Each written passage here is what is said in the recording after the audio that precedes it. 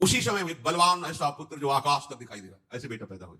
भीमसेन भी ऐसे देख रहे थे बालक को, ऐसा बालक पैदा हो, कान ऐसे जैसे भाला, नुकीले ऐसे, बड़ा ही भयंकर, आवाज ऐसी मानो पर्वत फट जाए, ऐसी गर्जना उसकी, विशाल का शरीर, शत्रुओं का दमन करने की भावना से नाक और आंखें फड़क रही थी। हाथ जोड़ करके भीम से उसने कहा कि जब आप हमें बुलाएंगे तब हम उपस्थित हो जाएंगे, जो सेवा कहेंगे वो हमारे लिए, कोई ऐसा नहीं होगा कि मैं नहीं कर पाऊंगा, पर मेरा नाम तो रख दो। बाल रहित सिर होने के कारण उसका नाम घटोत्कच रखा गया। हिडिंबा ने कहा शर्त के अनुसार हमारा आपका मिलन समाप्त, और वो अंतर ध्यान हो गई। घटोत्कच हाथ जोड़े हुए भीम के साथ वहां पहुंचा जहां कुंती से अर्जुन आदि विराजमान थे। भीम ने कहा ये हमारी मां है। घटोत्कच ने प्रणाम किया और कहा निशंक होकर आदेश कीजिए, मैं आपकी क्या सेवा करूं।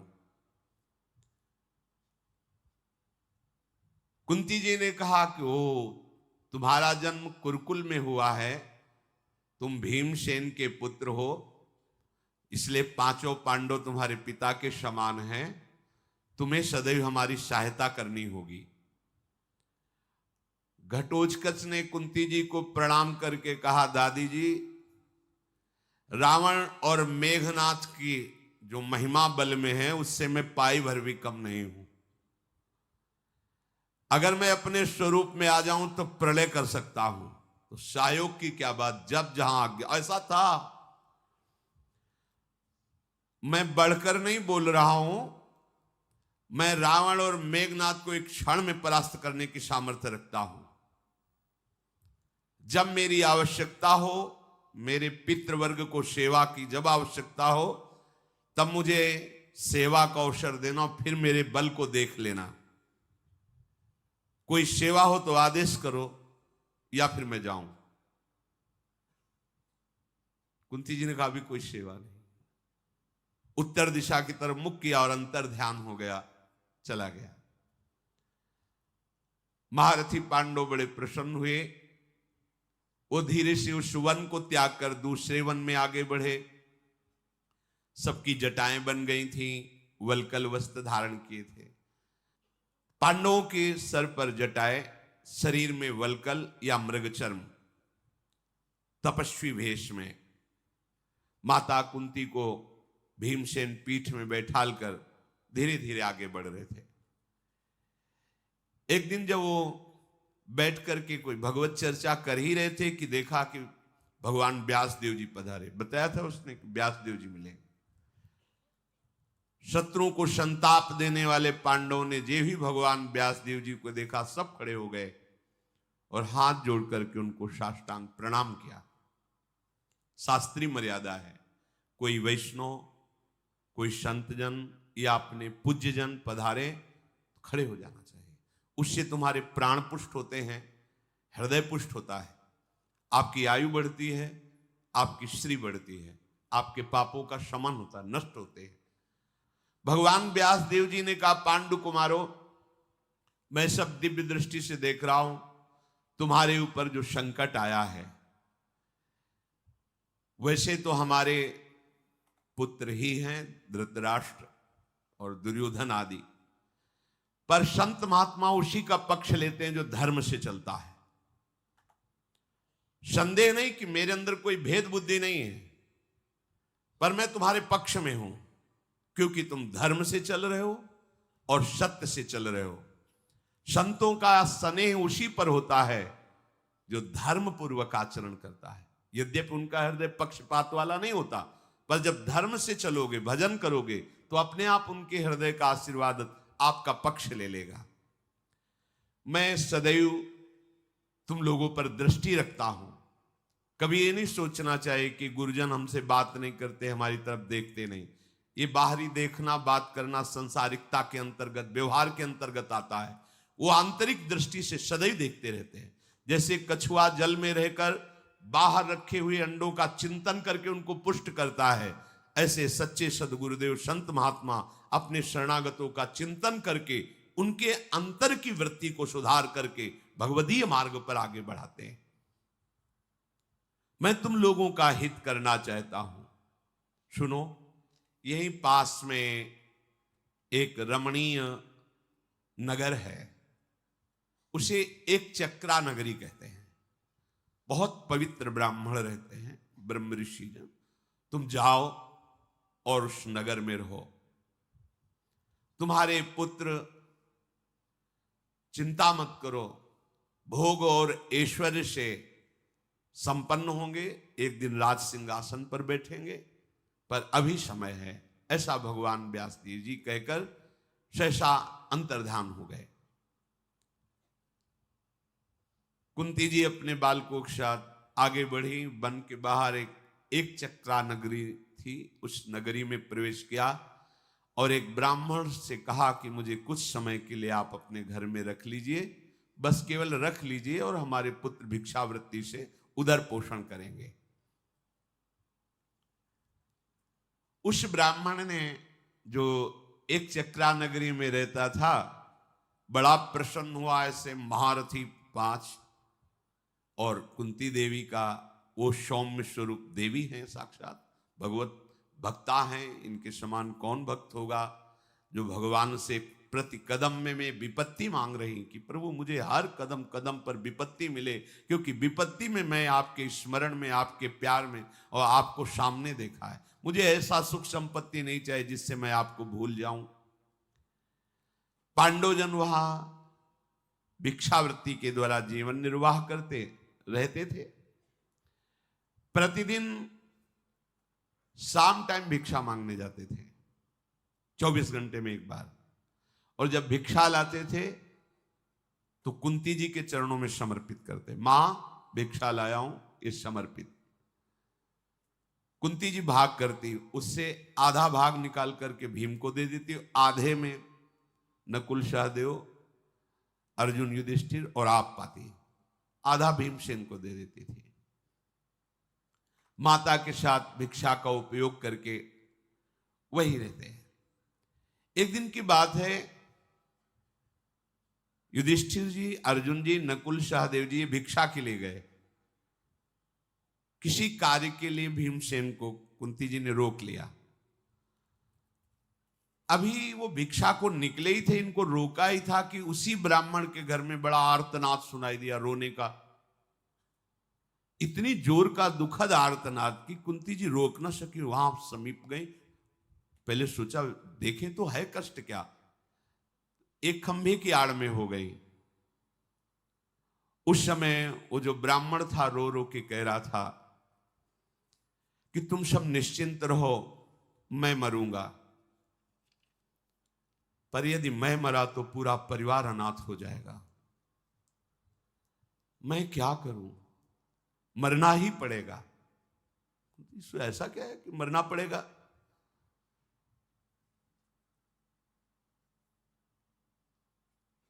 पत्नी ने कहा कि अगर आप मरोगे ना तो पूरे परिवार का पोषण नहीं हो पाएगा, मैं मरूंगी ना तो तुम परिवार का तो पोषण कर लोगे।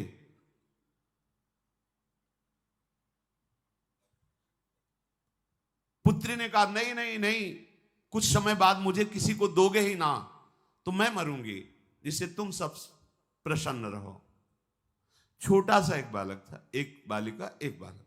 वो बालक बहुत छोटा था, तोतली वाणी में उसे छोटा सा डंडा उठाया और कहा तुम कोई नहीं मरोगे, मैं उसे मारूंगा। ऐसे कुंती जी का हृदय द्रवित हो गया, सामने आई।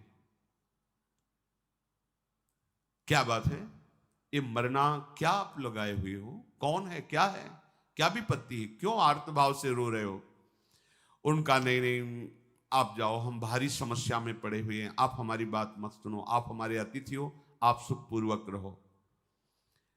कुंती जी ने कहा हम कोई साधारण अतिथि नहीं है, त्रिभुवन में ऐसा कोई है ही नहीं कि जिसके यहां मैं रह रही हूं उसको बाल बांका कर सके, तुम बताओ ना। ये पहले मैं मरूंगा, पहले मैं मरूंगा, ये क्या बात हो रही तुम लोगों की, मैं समझ नहीं पाई। उनका कहीं भाग कर जाना चाहूं तो भाग भी नहीं सकता, बताने की इच्छा भी नहीं हो रही, क्योंकि तुम संकट में फंस जाओगी यदि हमारी बात सुनोगी। बड़ी कठिन विपत्ति में फंस गया हूं, अब मेरे जीवन को बचाने वाला कोई नहीं है। कुंती जी ने कहा कि क्या क्या समस्या तुम्हारी क्या है? उन्होंने कहा कि बस मुझे अब परलोक ही जाना है। वो डर रहे थे कि अगर हमने इनसे कोई बात कही और ये नगर में बात गई तो पूरे नगर का नाश हो जाएगा। ब्राह्मण केवल आप एक बार बोलिए कि आपका दुख क्या है, तो उनका किसी से कहना नहीं।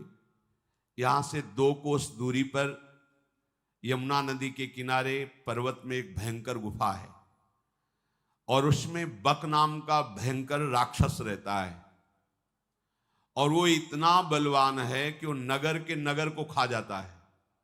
बहुत खोटी बुद्धि वाला है वो, मनुष्यों के मांस से ही पुष्ट हुआ है।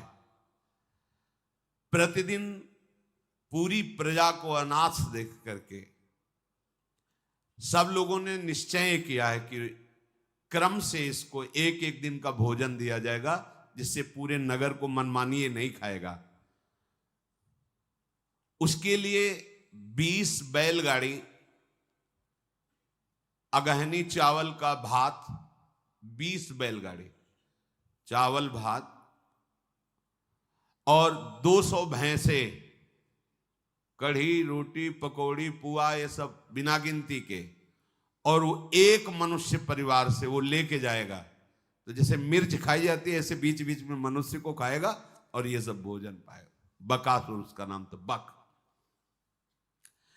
हर एक इस देश में हर एक घर की बारी आती है और घर का एक मनुष्य ये सब लेकर के जाता है। काफी समय बाद बारी पड़ती है, पर जिसकी बारी पड़ती है उजड़ जाता है। कितना उसको भोजन, अगर कोई छूटने का प्रयत्न करे तो मोहल्ले के मोहल्ले को खा जाता है। इसलिए भयवश जिसकी बारी होती है उसको जाना ही पड़ता है। और आज हमारी बारी है ना, हमारे पास इतना विशाल काय भोजन है भाई, इतने गाड़ी चावल लो सब, और हम गरीब ब्राह्मण 200 भैंसे कहां से खरीदे? और हम जाएंगे तो हमको भी खा जाएगा, नहीं जाएंगे तो पूरे मोहल्ले को खा जाएगा। इसीलिए हम सब रो रहे हैं कि क्या करें, कैसे करें। मेरे पास धन नहीं है कि मैं किसी को खरीद करके ऐसी भोग सामग्री वहां पहुंचाऊं। अब उस राक्षस से छूटने का कोई उपाय नहीं है, अब तो हमें नष्ट ही होना है। एक बार सोचता हूं कि पूरे परिवार से जाकर उसके सामने बैठ जाऊं, फिर सोचता हूं छोटे छोटे बच्चे बच्ची हैं, बड़ी नृशंस हत्या होगी। कुंती बोली आपने पहले क्यों नहीं बता दिया? आपको बिल्कुल विषाद नहीं करना चाहिए। तुम्हारे तो एक पुत्र है, मेरे 5 पुत्र हैं, एक दिया। तुम चिंता मत करो, हमारे 5 पुत्र हैं, हमने एक पुत्र दिया, आपके लिए दिया। ब्राह्मण ने कहा कदापि नहीं, मैं सब कुछ सहन कर सकता हूं, लेकिन जिसको शरण दिया है उसको कष्ट हो जाए ऐसा नहीं। ये देखो धर्म का ये स्वरूप है।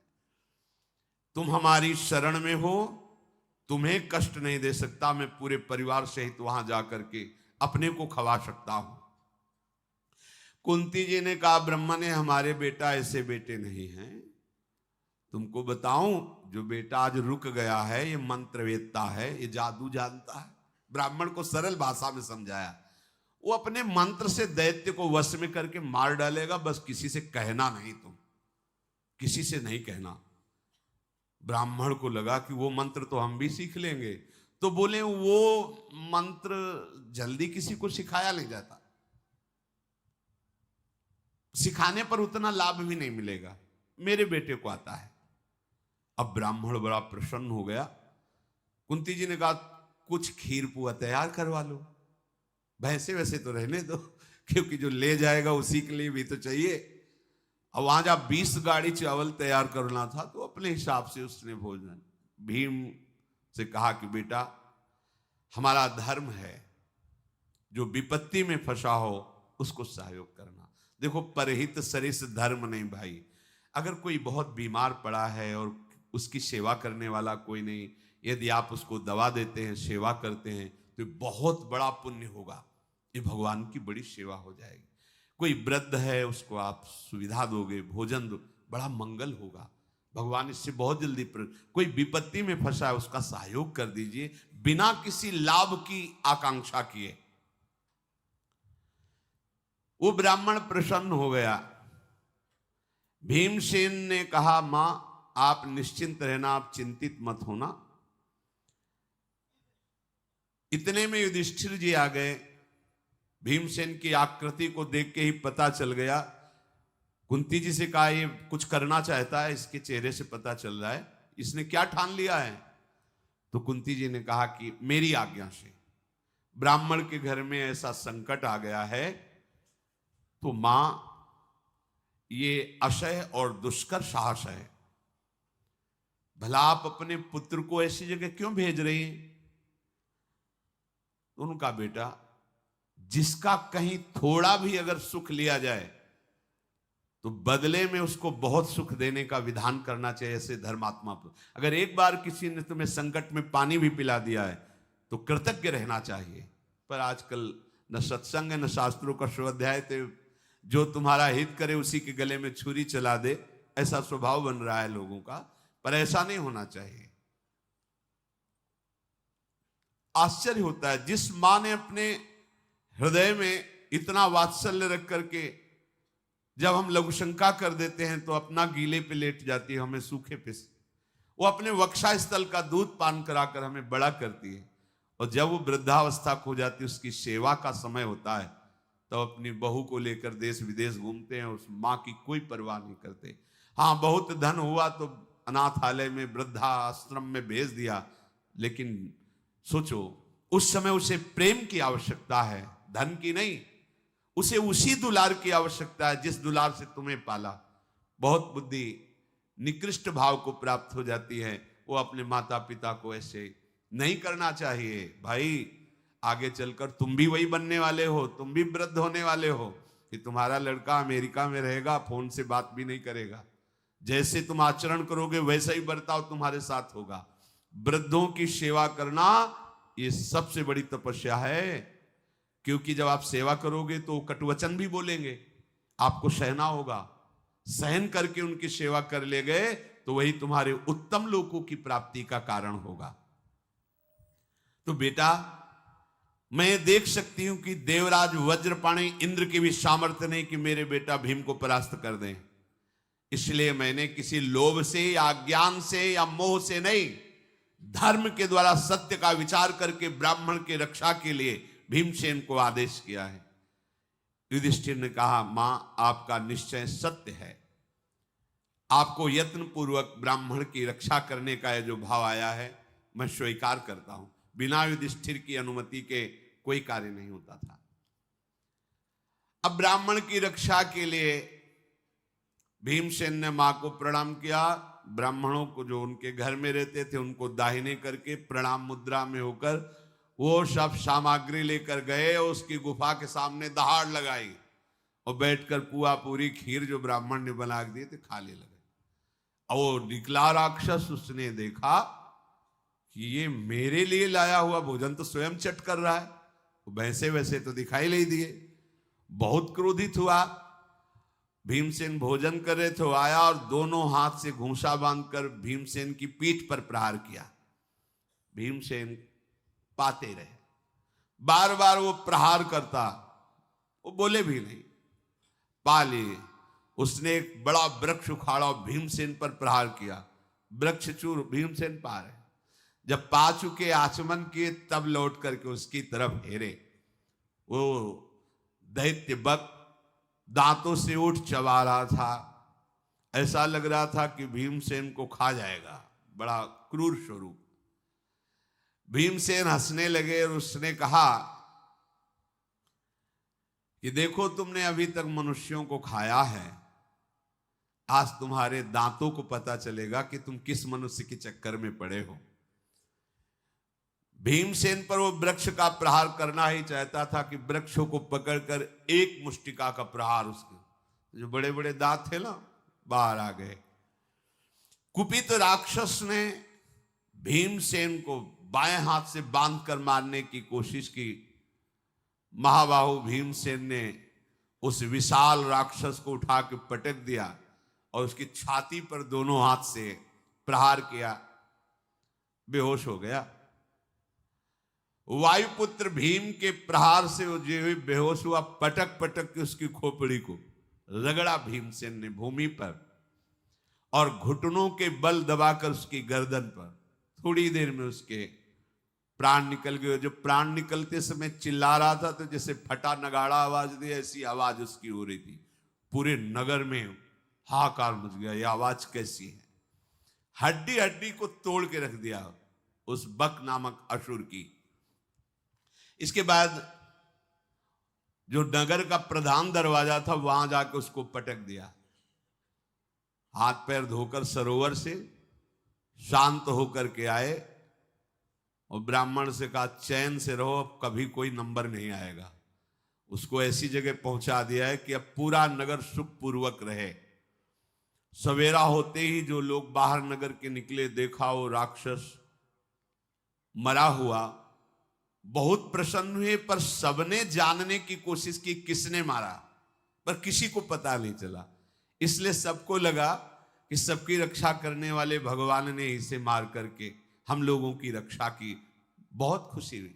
हर दिन एक आदमी इतना भोजन लेकर जाए, उसको भी वो खा जाए, पूरा नगर भयभीत रहता था। ब्राह्मण परिवार ने कुंती जी से हाथ जोड़कर कहा कि आपकी कृपा से हम क्या, हमारा पूरा नगर दुख से बच गया है। कुंती जी ने कहा यहां से चलो, यहां रुकना ठीक नहीं है, क्योंकि यहां अतिथिजन आते रहते हैं। किसी को अगर पैसा पता चला तो कौरवों को पता चल जाएगा कि इस तरह का बल विक्रम तो केवल पांडवों में ही है, फिर हम विपत्ति में फंस जाएंगे। ऐसा सोच ही रहे थे कि उसी समय एक ब्राह्मण देवता के घर एक ऋषि पधारे। वो जाने को उद्यत ही थे। उस रात उन ऋषि के लिए रुक गए। तो ऋषियों ने पांडव को उपदेश किया कि एक बहुत बड़ा स्वयंवर हो रहा है महाराज द्रुपद के यहां, और आप जैसे महारथियों को देखकर मुझे लगता है कि वहां जाना चाहिए आपको। उस कुमारी का नाम द्रौपदी अर्थात कृष्णा है, और वो यज्ञ कुंड से प्रकट हुई है, किसी स्त्री से नहीं। और उनके एक भाई हैं धृष्टद्युम्न, वो बहुत ही बलवान है। वो कवच कुंडल अस्त्र के सहित अग्निकुंड से प्रकट हुए थे। पांडवों ने कहा ये तो बड़े आश्चर्य की बात है, अग्निकुंड से कैसे बालक और बालिका का प्रादुर्भाव हुआ? वो ऋषि नहीं जानते कि पांडव हैं। तो उनका तुमने सुना होगा, जिस समय द्रोणाचार्य जी ने पांडवों और कौरवों को धनुर्विद्या में पारंगत कर दिया तो गुरुदक्षिणा में मांगा था कि द्रौपद को बंदी बनाकर उनके चरणों में लाया जाए। तो और तो कोई नहीं कर पाया, पर अर्जुन ने ऐसा ही किया। जब द्रौपद को बंदी बना के उनके चरणों में डाला द्रोणाचार्य के, तो उन्होंने बहुत ही कटु वचन कहे कि तुम कहते थे कि राजा का मित्र भिखारी नहीं हो सकता, तो देख मैं वही भिखारी हूं। तुझे अब अपने चरणों में, अब बोल तेरे प्राणों को माफ करूं या तू मित्रता को स्वीकार करता है या दंड दूं? तो द्रुपद ने कहा कि आप जैसे दयालु ब्राह्मण को पाकर के मैं धन्य हुआ, मैं मित्रता स्वीकार करता हूं। तो आधा राज्य तू कर और आधा राज्य मेरा। उस दिन से द्रुपद इस बात से जल रहे थे कि इस ब्राह्मण को मैं अस्त्र शस्त्रों से तो परास्त नहीं कर सकता, इसके लिए मुझे कोई ब्रह्म ऋषि का हाथ चाहिए, तपस्वी भजनानंदी का, जिससे मैं इस तपस्वी द्रोणाचार्य जी का विनाश कर सकूं। अंदर द्वेष भाव। बदला लेने के लिए वो गंगा किनारे, यमुना किनारे, नर्मदा किनारे बहुत भ्रमण किए कि कोई ऐसा तपस्वी मिले जो हमारी बात मान जाए। उपयाज और याज नाम के दो तपस्वी ब्राह्मण तपस्या में बहुत बढ़े चढ़े थे। उनको देखा द्रुपद ने, वो बड़े प्रभावशाली थे। वो सदैव वेदों के स्वाध्याय में, सिद्धांत पालन में थे, काश्यप गोत्र के थे, बड़े तेजस्वी थे। द्रुपद ने उनके समीप पहुंचकर प्रणाम किया और देखा कि इनका तप और व्रत इतना जोर का बढ़ा हुआ है कि अगर ये हमारा सहयोग कर देंगे तो मैं द्रोणाचार्य के वध का उपाय कर सकता हूं। जाकर के कहा कि मैं 10 करोड़ गायें सेवकों के साथ आपको प्रदान करता हूं, आप स्वीकार कीजिए। उन्होंने कहा ऐसे कैसे तुमने दान की बात कह दी, कुछ तो कारण होगा, इतना बड़ा दान। द्रुपद ने कहा मैं द्रोणाचार्य को मारने वाला पुत्र पैदा करना चाहता हूं। उन्होंने कहा तुम्हारा निश्चय गलत है, हमारे यहां पूर्ण होने वाला नहीं, अपनी ये सब दान पुण्य की बातें कहीं और चलाइए। द्रुपद ने देख लिया था कि काम इन्हीं से बनेगा, क्योंकि सामर्थ्य में है, जो दाना करे अपने को छुपाए उसमें सामर्थ्य होती है। 1 वर्ष तक दैन्य होकर उनकी सेवकाई में रहे, रोज प्रार्थना करते हैं। बड़े भाई ने कहा हमारी तरफ से ना है, पर मुझे पता है मेरा भाई छोटा थोड़ा लोभी प्रवृत्ति, उसे राजी कर लो तो ठीक हो जाएगा, तुमको उसी के पास जाना चाहिए। वो कार्य का विचार करके छोटे भाई याज मुनि के पास गए और 80,000 गौ में भेंट की, प्रणाम किया। वो इतने में खुश हो गए। क्या चाहते हो? मेरा वैर द्रोणाचार्य से आंतरिक है, मैं उनका विनाश चाहता हूं। हां, मेरे मंत्र में इतनी सामर्थ्य है कि मैं ऐसा कर सकता हूं कि द्रोणाचार्य का विनाश हो जाए। बड़ी सामर्थ्य होती थी तपस्या में, मंत्र में। द्रुपद ने प्रसन्न कर लिया याज को, पर याज ने कहा कि इसके लिए मुझे अपने बड़े भाई का सहयोग चाहिए, तभी ऐसा कर सकते हैं। वर्षों से उनकी सेवा ही कर रहे थे और छोटे भाई जी ने जाके प्रार्थना की तो उपयाज भी तैयार हो गए। दोनों महान तपस्वी व्रती। राजन, जैसा संकल्प करोगे वैसा ही पुत्र पैदा करूंगा अपनी तपस्या बल से, मैं जो जो कहूं वो तैयारी करो। द्रुपद ने वैसा ही तैयारी की। ये दोनों मंत्रवेत्ता अग्नियों में आहुति देकर भगवान अग्नि को प्रसन्न किया और एक हविष्य की रचना की। द्रुपद से कहा रानी को बुलाओ, वो खा लें तो एक पुत्र और एक पुत्री का प्रादुर्भाव होगा। प्रभु की लीला। उस समय रानी ने तांबूल पाया था और अंगराग शरीर पे लगाया था, कुछ देर बाद स्नान करना था। रानी ने सूचना दी कि अभी तो हमने तांबूल पाया, अंगराग लगाया, कुछ क्षण ऋषियों से कहो रुकें, फिर मैं स्नान करके पवित्र होके आऊंगी, तब वो हविष्यान्न पाऊंगी।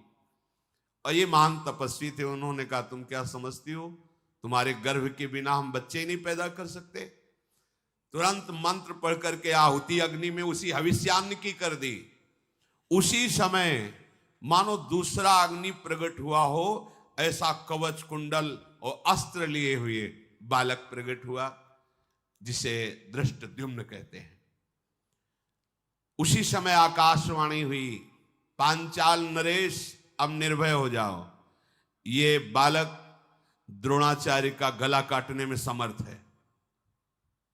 शांति मिली उनको। उसी समय एक कन्या प्रकट हुई, जिन्हें पांचाली द्रौपदी कहते हैं, उसी यज्ञ कुंड से। बड़ी ही सौभाग्यशालिनी, शरीर का श्याम वर्ण और बहुत ही सुंदर स्वभाव। दोनों पुत्र पुत्री को देखकर द्रुपद ने उन ऋषियों को प्रणाम किया कि आपने हमारी कामना पूर्ण कर दी। अब आप जो कुछ बोले वो मैं आपको दे सकता हूं। उन ऋषियों ने इनका नामकरण किया। द्रुपद कुमार का धृष्ट अमर्षशील होने के कारण, तेजोमय होने के कारण धृष्टद्युम्न नाम रखा, और श्याम वर्ण होने के कारण द्रौपदी जी का नाम कृष्णा रखा। एक दिन द्रोणाचार्य जी ध्यानस्थ थे तो उनको संकेत मिला कि तुम्हारे मारने वाला पैदा हो चुका है। ध्यान में आया कि वो तो धृष्टद्युम्न है। राजकुमारों को अस्त्र विद्या देते थे, तो द्रुपद ने उन्हीं के पास भेजा कि ऐसा विश्व में कोई धनुर्धारी है नहीं द्रोणाचार्य जैसा। धृष्टद्युम्न गए तो देखकर मुस्कुरा दिया द्रोणाचार्य जी ने कि हमारे अंतिम लीला का कार्य तेरे से ही होना है, पर तू शिष्य बन के आया तो उठा नहीं रखूंगा, हर अस्त्र विद्या का तुझे ज्ञान दूंगा। उस ब्राह्मण ने जब ये बताया कि ऋषि ने कि द्रुपद महाराज उसी द्रौपदी का स्वयंवर कर रहे हैं, पर उनके मन में एक बड़ा भय है। द्रुपद को जब अर्जुन ने जीता था तो द्रुपद ने संकल्प किया था कि अगर मेरे कन्या होती तो तुम्हारे जैसे वीर का मैं जरूर वरण करता। प्रसन्न थे, यद्यपि परास्त करके द्रोणाचार्य के चरणों में डाला, पर ऐसी वीरता देखकर वो मुग्ध हो गए थे कि अगर मेरे कन्या होती। जब कन्या हुई तब उनको पता चला कि वो तो वारणावत में अग्नि महल में जलकर भस्म हो गए। तो वो बार बार विचार करते थे कि ऐसा कैसे हो सकता है, इतना प्रतापी तेजस्वी कैसे अग्नि में जल सकता है। तो कुछ ऋषियों ने संकेत दिया था कि आपका संशय करना ठीक है, मुझे लगता है पांडव भस्म नहीं हुए। तो उन्हीं की प्राप्ति के लिए कि ऐसा विश्व में कोई निशानेबाज नहीं है जो घूमती हुई चक्राकार तीव्र मछली की आंख को बेच सके, इसलिए स्वयंवर में रखा था कि अगर कहीं विश्व में अर्जुन होंगे और स्वयंवर की बात सुनेंगे तो जरूर आएंगे। ब्राह्मण ने बताया कि महाराज द्रुपद के यहाँ स्वयंवर हो रहा है, आप सबको वहां पधारना चाहिए।